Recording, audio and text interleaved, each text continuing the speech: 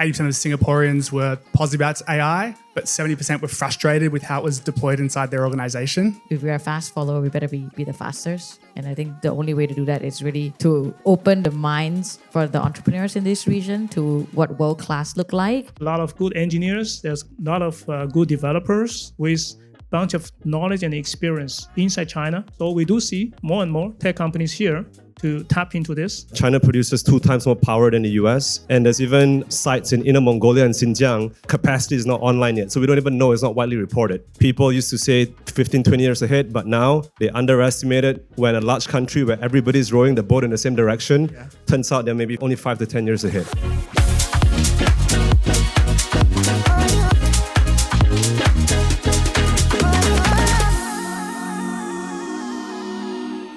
All right, so let's get started with like the second panel. So I think today we have like a very interesting chance to kind of talk about borders, right? I think interestingly we know that the best AI are being built behind walls, right? Be it in SF, be it in Beijing, and so on. But also the idea that increasingly the best AI are also being built behind regulatory borders.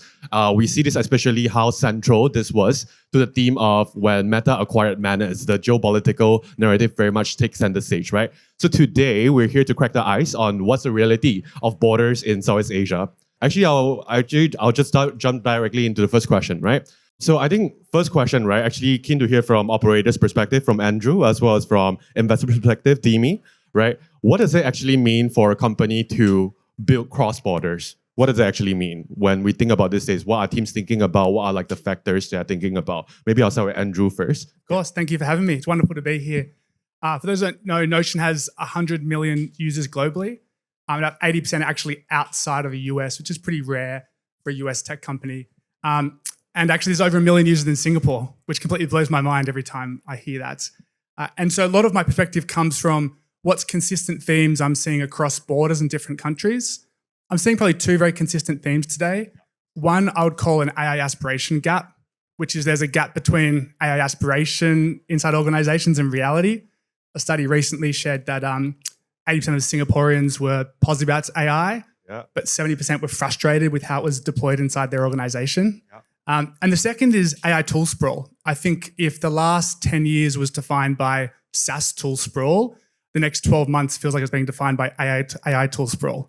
Workers had to work with 86 different apps in their business and SaaS, and now they have to work with another 10 or 20 different AI tools. And that fragmentation is causing a lot of frustration when it comes to deployment. So the aspiration of organizations isn't being really felt when it comes to end user outcomes inside companies. Super.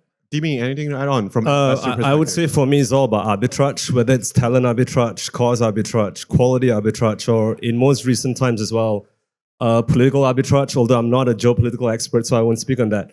But I think there are certain things that certain countries are particularly good at. I think in China you have an ecosystem of engineers with extremely strong work ethic. And I think when it comes to supply chain strength as well, China has a manufacturing capability, I think that many countries don't. So then you see this trend. Of course, I think people talk about Chinese entrepreneurs going out like it's a new thing. Chinese entrepreneurs have been living China for thousands of years. I mean, my grandparents moved from a coastal city in China to Indonesia and eventually settled around Southeast Asia.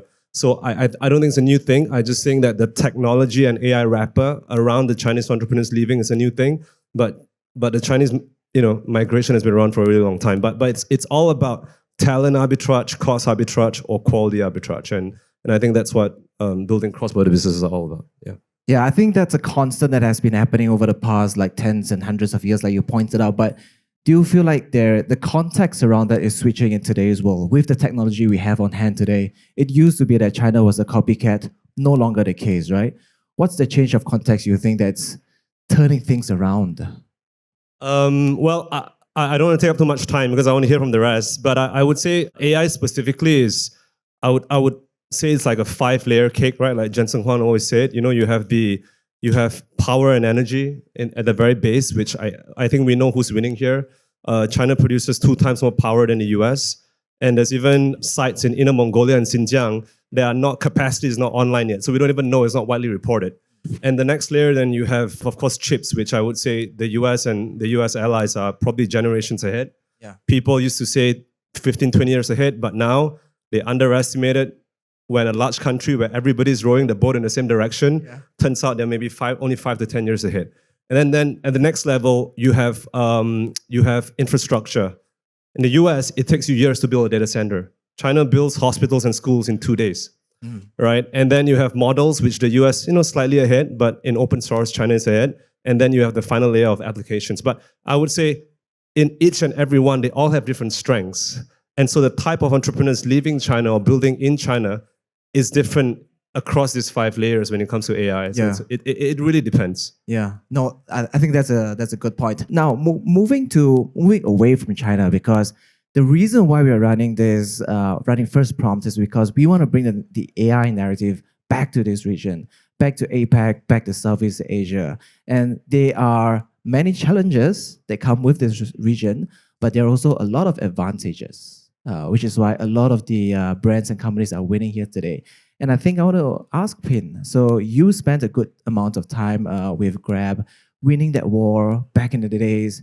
It must have been a brutal one, but we managed to hold our fort. I think we're doing quite well now. What strikes you as the most important learning when you think back to those days? It was really brutal. I don't know if you guys live in the era of VC Fund My Life. There was a point in time where Uber, Grab, Easy Taxi, there are just so many of you funding your life. But I would probably say 2 things. I want to first give credit to Anthony. I think he was a great leader for our multi, kind of market product or team. He's born in Malaysian. I think you can all recognize the linguistic capability and also cultural, capabilities of Malaysians to really integrate into just the Southeast Asia adjacent markets. I think he did a lot of work trying to personally be down in every market. He's pretty much till today, still just moving around the region as if it's day one of him trying to understand the market. So I would really put that as kind of number one, just a leader that really truly wanted to build a multi-market startup.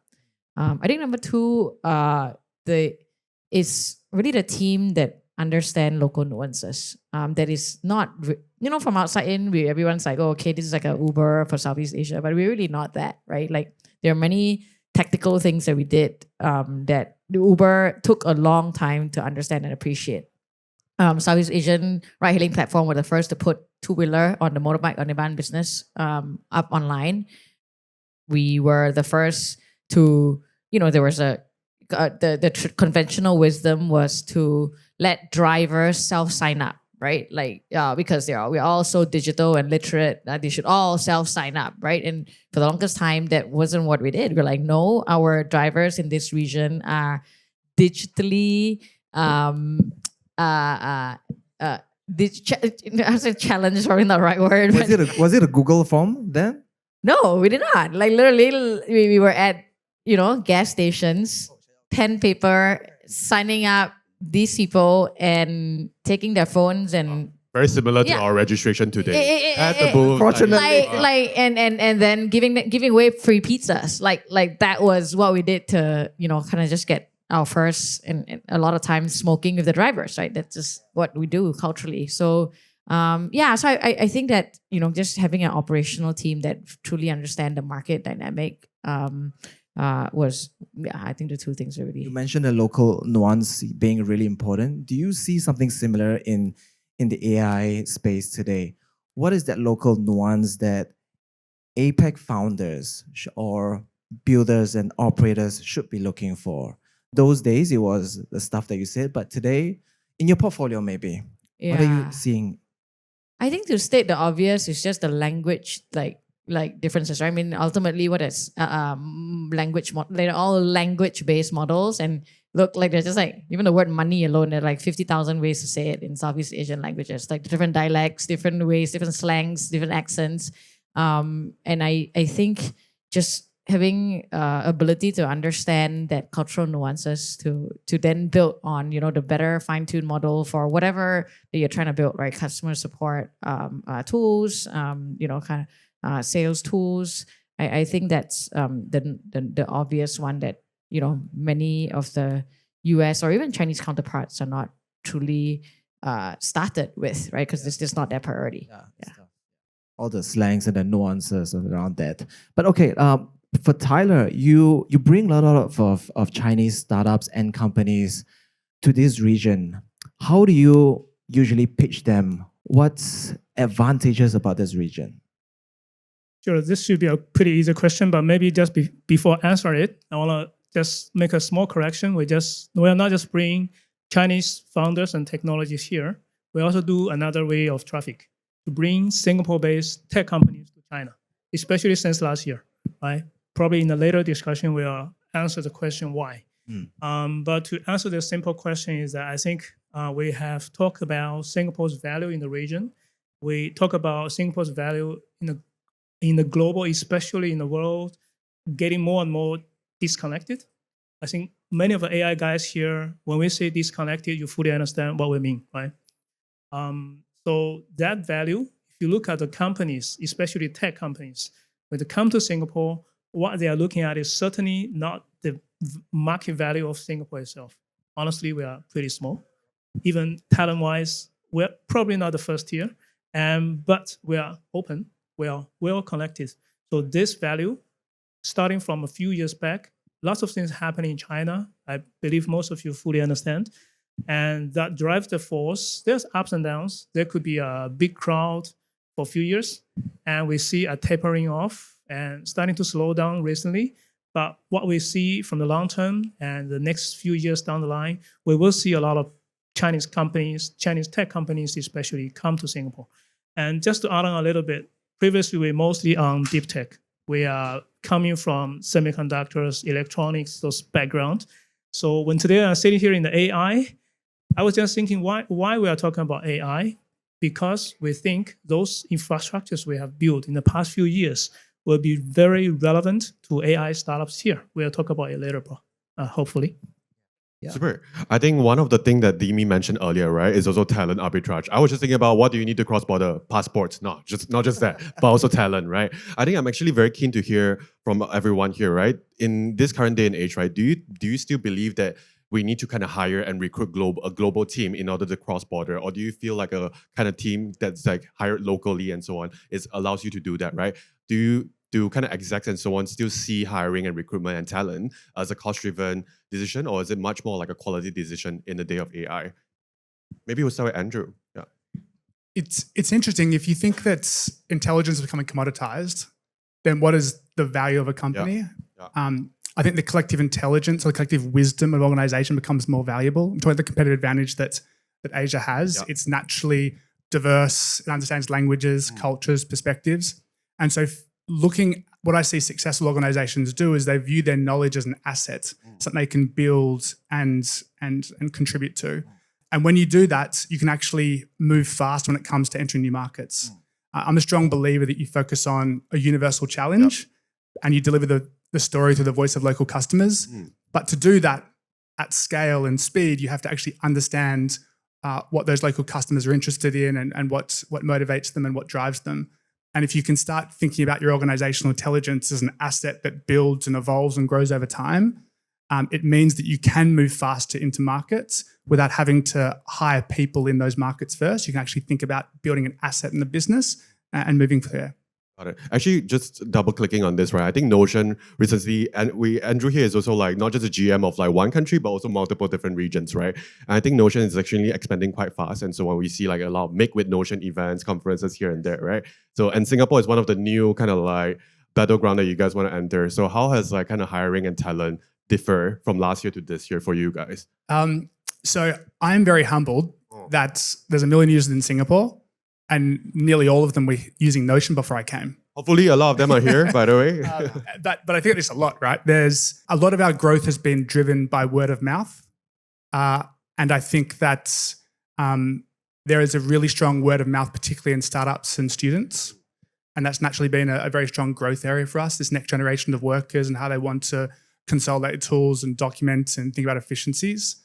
And so a lot of this growth has actually come organically by creating spaces like this to bring people together to share ideas and then naturally they start telling the tools they like, and Notion is one of those tools that they share with their friends and colleagues.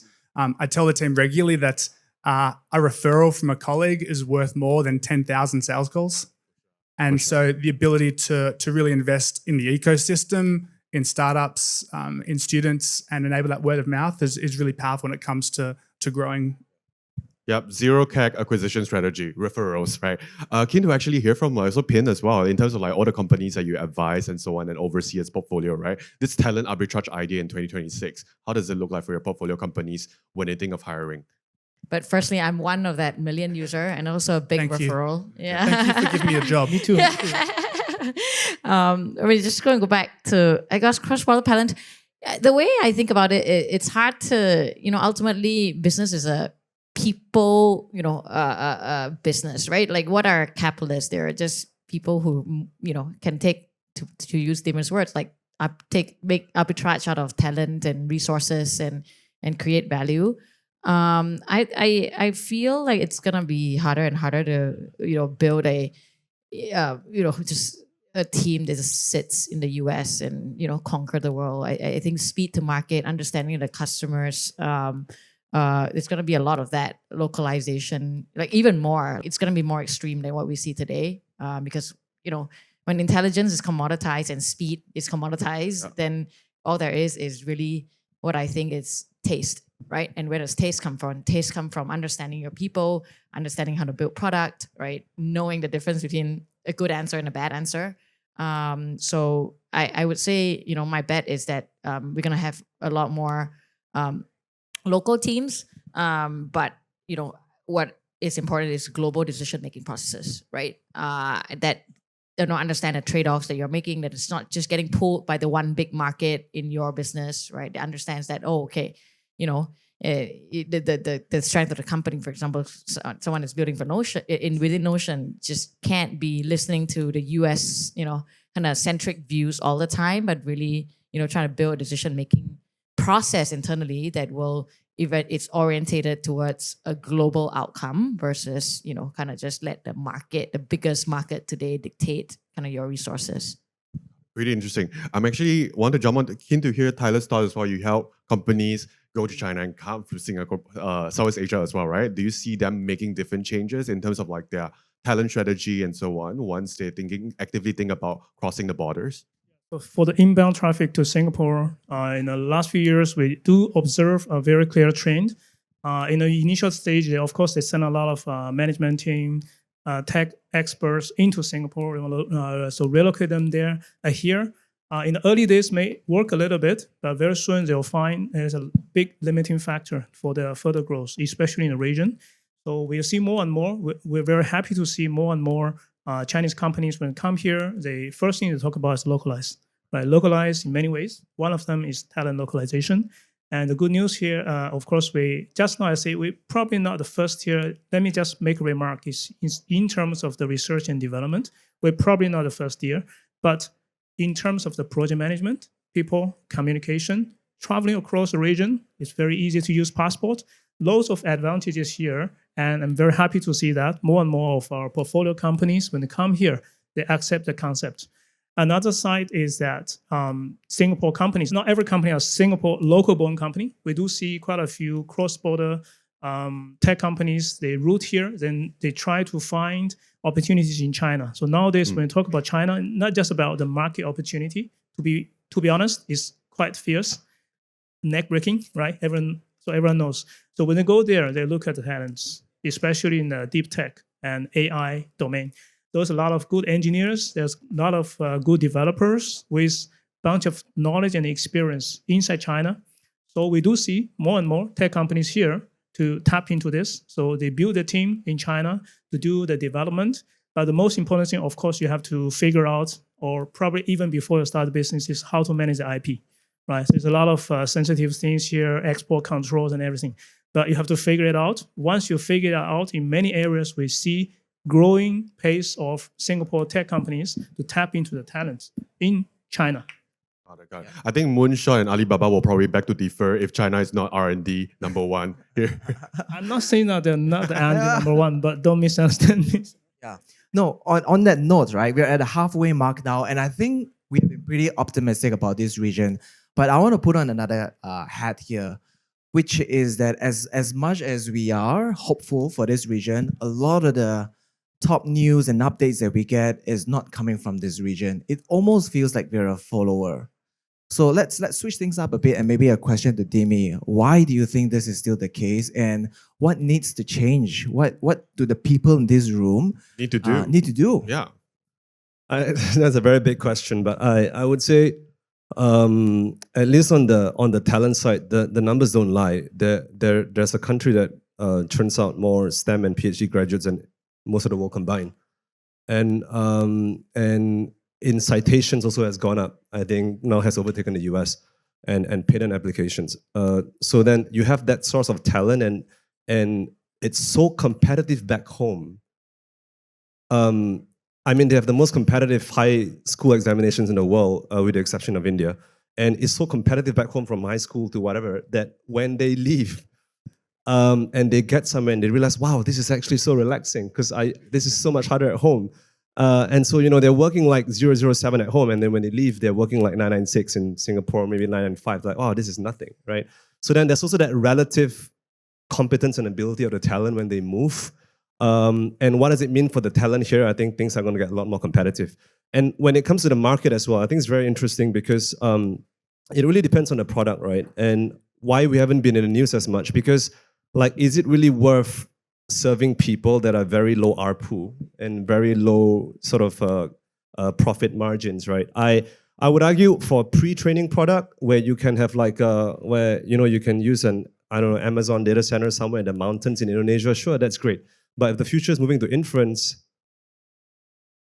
will an American company or Chinese company, maybe they will, but with an American company with a 10, 20 billion parameter model, are they going to build a data center and compute right in the city so that there's low latency and users don't have a bad experience? Because if you don't give your users good experience, they're going to switch to something else. But at the same time, they don't want to pay you. So you have this paradox where they expect a white glove service and expect frontier model and frontier apps experience, but they can't pay. And if they can't pay, you can't build the data center close to them to give them low latency. So then what happens then? Are they going to switch to a Chinese one? So then I think it really depends by the product, but it's also market dependent. I'm answering two questions here. When talent flows, talent performs differently in different market. And when it comes to certain products, American or Chinese companies may have different advantages, and they may be here for different reasons. But at the end of the day, people need to make money from the users, right? And users here, generally speaking, much lower paying than other markets. Right. Okay. Then I'll just switch over to Andrew a little bit. You're leading this region, ANZ, India. How do these conversations happen when you are speaking to the rest of the C-suites? How do you tell them about this region and how we're going to drive it forward? AI obviously is a big theme for the company. So how do you bring the AI and the APAC narrative together? I often reflect that my mum never asked for cloud computing, but boy, she loves online shopping. And I think a lot of the focus is on the AI model, but to the end user, it's really about delivering the business outcome or being able to achieve what they want to achieve. And so a lot of the conversations inside organizations is C-suite are pushing AI down and saying we have to adopt AI and we have to adopt it now. And the end users are feeling confused because there's 40 different apps they need to use and spend all their time jumping between different solutions. And so then C-suite are saying, why aren't we getting value? And the end users are getting frustrated. And so there is this gap as well inside organizations between the aspiration and vision of C-suite and how it's being felt at the end user. I do believe that a huge challenge to that is fragmented SaaS across a business. Mm. You just can't make AI work if it's in 20 different contexts. And so a big momentum shift, what we're seeing in organizations is to say, how can we bring all of our organizational context into one place? And when we do that, we can start doing things we didn't think were possible before. We can start doing daily reports that write themselves and get delivered to your inbox first thing in the morning, because that was a task that someone else previously had to go and look at spreadsheets and then compute in their head and then produce an inbox, produce the paper and then send it out. And so I think if we can really simplify it down, particularly for organizations, and we can focus on what they can do now, which is bring knowledge into one context and then enable actual business outcomes, we are seeing great results. I think also want to touch on like them moving on the same nerve, right? From like Andrew's perspective to like Tyler's perspective, right? To China, to Singapore, and so on in this two-way, right? Do you see companies having like different strategy and when it comes to thinking how they're thinking about AI, not just in terms of commercialization, but also in terms of like technically as well when it comes to their AI strategy to China and then to the APAC in general? All right. So yeah, for AI, first thing, I'm relatively new, but of course everyone is AI users, and we see more and more smart factories and advanced manufacturing sectors we work with. They incorporate AIs, right? So in my view, I think the approach in China, how they approach AI overall is very practical. They want to generate profit. They want to do it to help their manufacturing process, to improve the efficiency, to create value in that sense, in a very short-term base. But if you look from the global market, right, so the things can be a little different. We are more diversified. We have practical use. Just now, I heard a lot of discussion on this. We also have a frontier models, frontier research and development. So in that sense, of course, there are differences, and some of the differences are actually growing bigger, right? Because there are many reasons. China seems to be a little bit incompatible with the Western world or the other part of the world in many reasons. I do know quite a few services here like Notion and a few other guys. You probably can still access them from China, but it's very hard to develop business in that sense, right? So these are the differences we see. And do we have an answer for it? I don't think so. But what we can do here, I think the very important value of Singapore is to minimize and find the value arbitrage, like we just talked about earlier. And how can we find the value, so minimize the gap and let people still communicate, let people still share their best practice in a very difficult period. Andrew, how's your Mandarin? Given that Notion is accessible in China, Very, very poor. time to add on China as one of the. Yeah. Okay. I'm wondering, Pin. When you speak to Lightspeed in the US, what's one or two things you recently disagreed with them about that has to do with their understanding of this region? What did you have to educate the Lightspeed US team about recently? What a good.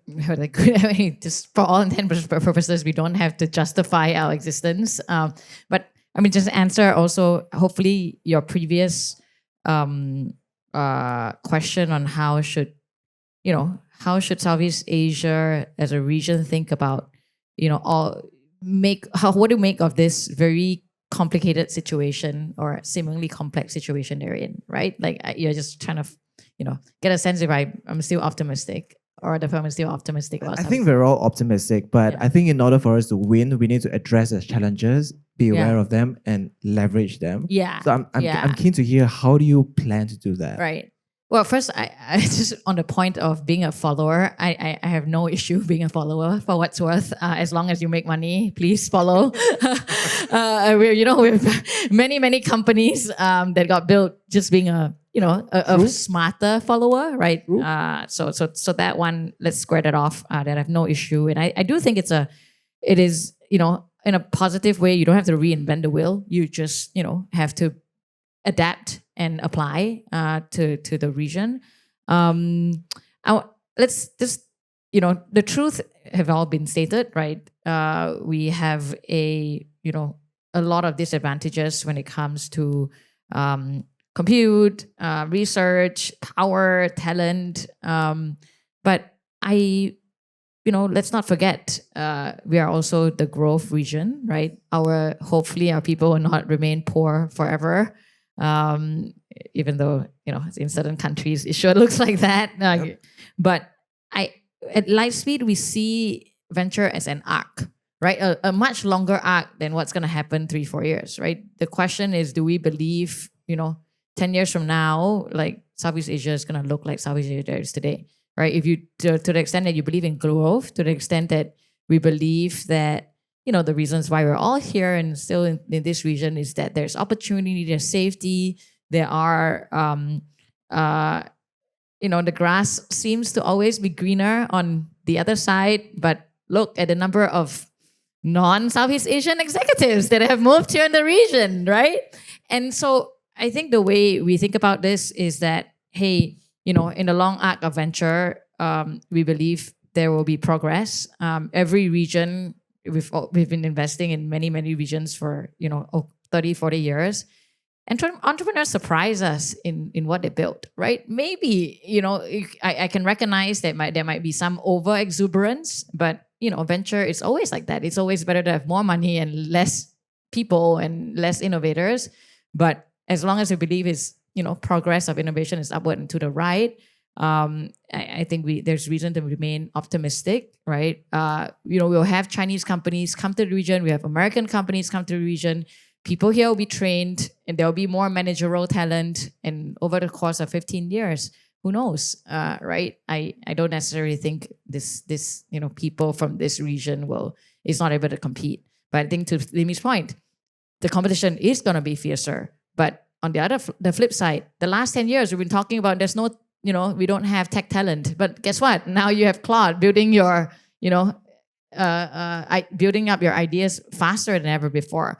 So I'd say it's maybe my take is a bit more balanced on what Southeast Asia opportunity could be. Got it. We're also at the 8-minute mark here, right? And I'm very keen to follow on the same vein and then setting things in the right way, right? We have also aside from Pin, also 3 other panelists. So I think keen to kind of hear from you guys from your perspective or what you're exposed to. What is the genuine defensible innovation that's happening in AI right here in Southeast Asia that you are very excited about in 2026? Maybe we'll start with Dimi. The VC. None. No, I generally agree with Pin, but I would overlay that, at least from my observation, the challenges are really tough. I mean, VCs have to reassess their calculus as to where the opportunities are and what the size of the opportunities are. Because I feel like, unlike desktop to mobile or even on-premise to cloud, it feels like this wave is almost like every big tech CEO has a copy of Clayton Christensen's Innovator's Dilemma on their desk. And they're like, man, I can't fuck this up. I lost desktop to mobile, predominantly to Chinese companies. I lost on-premise to cloud. I made a bit of money on on-prem to cloud, but I generally lost it to tier 2 tech companies and SaaS companies. And now I just really can't. And so then this drives them to make these CapEx investments that don't have a payback period in the next 5 years. And they are also acquiring at a faster speed than ever. So then VCs have to ask ourselves, then what is the cap for startups? Because yes, you might have a founder that tells you, I never want to sell. But if Zuckerberg flies to you and dangles 2.5 billion in front of you and brings all his charisma with him, you're going to be like, yeah, you know what, whatever, right? So then are startups building features now, or can they still get really, really big? Is the temptation to be acquired by a big tech company very real because they don't want to lose this wave? And so I think that's just a general question we have to assess. But specifically for Southeast Asia, I think you have that overhang. And then on top of that, you need to find localized use cases. For example, we invested in a ship hull cleaning robotics company.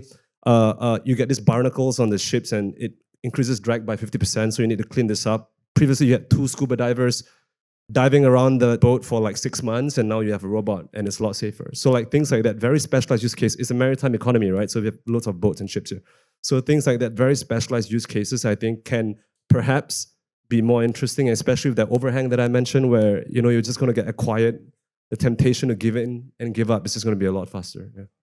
Tyler, defensible genuine AI innovation from Southeast Asia that you see? I'm just curious why we should use defensible, right?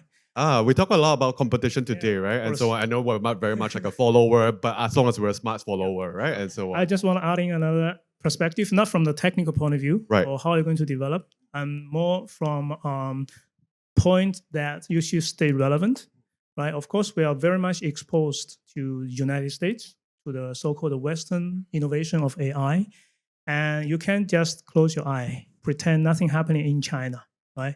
You probably can never grab any piece of the market in China for various reasons. But if you ignore it, everyone knows there's lots of manners are working on there. They have Moonshot, they have DeepSeek, and everything. So one of the strategy I always want to tell the startup founder, although you are still relatively early stage, but you're rooted here in Singapore, and you have a market access in Southeast Asia, which is fantastic. So when you try your best to get connected to China, you're not just looking to the market there, You're looking at the talent. We talk about it. You're Right. looking at the latest technology trend, Mm. best known practices there. There's a lot of innovation. Try to find a way. Be it an immersion trip, you go there, you take a look, you talk to your partners, potential competitors in a proper way, right? So there's a good way that you can get connected to China via Singapore and China government to government projects. You go there as one of the delegate, and makes things much easier and more comfortable for you to sit in to talk to your counterparts in China. So my advice here is that, of course, we have a lot of things to improve, technical point of view, but from culture and the market access point of view, don't just discount or ignore China fully. Try to make good use of it, get plugged into it, protect your IP, of course, very well here in Singapore. But I think in this year, I will see more and more companies from our portfolio to look into this direction as well. Interested to give Andrew's perspective. Yeah, it's really interesting. Looking at Notion's origin story, we had 3 founders. One was born in China, one was born in India, one was born in North America.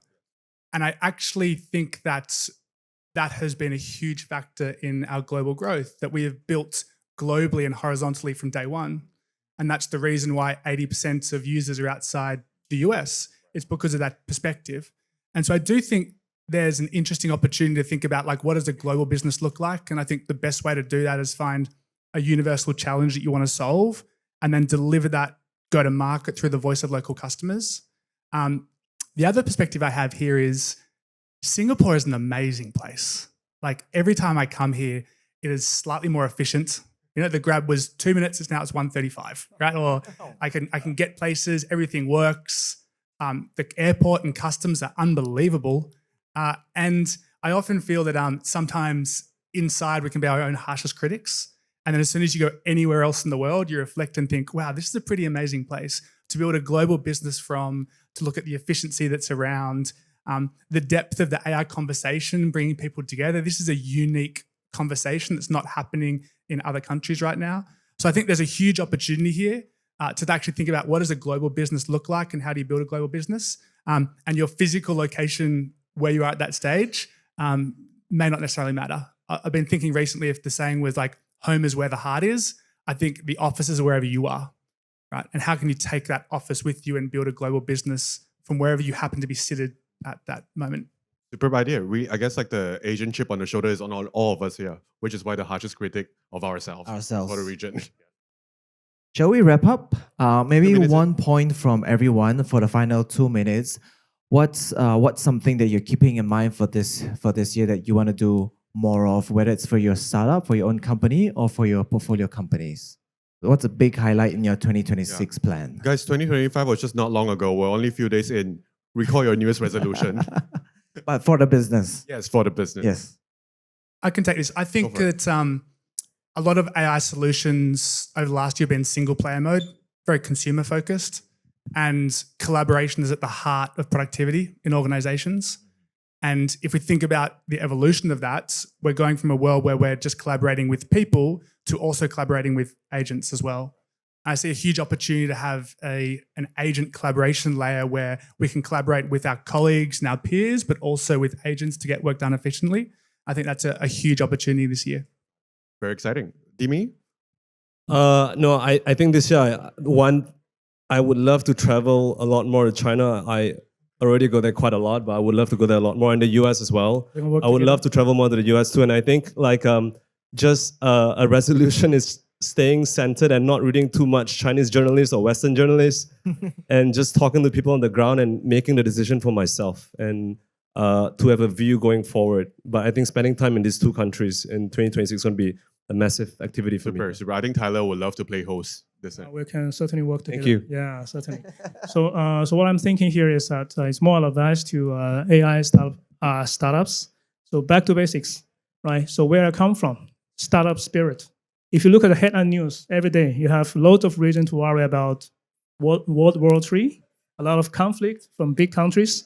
But what you can still do is to stay relevant, stay neutral, and stay relevant, based in Singapore, and tap into, like Dimi just mentioned, US, China, 2 innovation big engine, and make good use of Singapore, make good use of growing Southeast Asia, They may working a little bit slow here and there, but it will take time, and your startup are going to fly. I think our partner Enterprise Singapore would love that. Would love that. But Raise your hands later, Singapore. Pin, what do you think? I think for us at Lightspeed is to really compound on the portfolio services kind of capabilities that we've built, and specific to for Southeast Asia portfolio companies is exactly what Dimi wants to do for himself, which is to expose them to just American founders, Chinese founders. We also have team members that help build AI capability centers in China, AI capability centers in India, if you will. Because again, if we are a fast follower, we better be the fastest. And I think the only way to do that is really to, kind of open the minds for the entrepreneurs in this region to what world-class look like. And if they need to, just help them to tap into the talent pool of those market, which, you can find at scale and you can't do that here. Cool. I think we're right on time. Thank you, everyone. Round of applause for our Round of panelists. applause for these panelists. Thank you. Thank you, Pin. Thank you, Tyler. Thank you, Jimmy. Thank you, Andrew.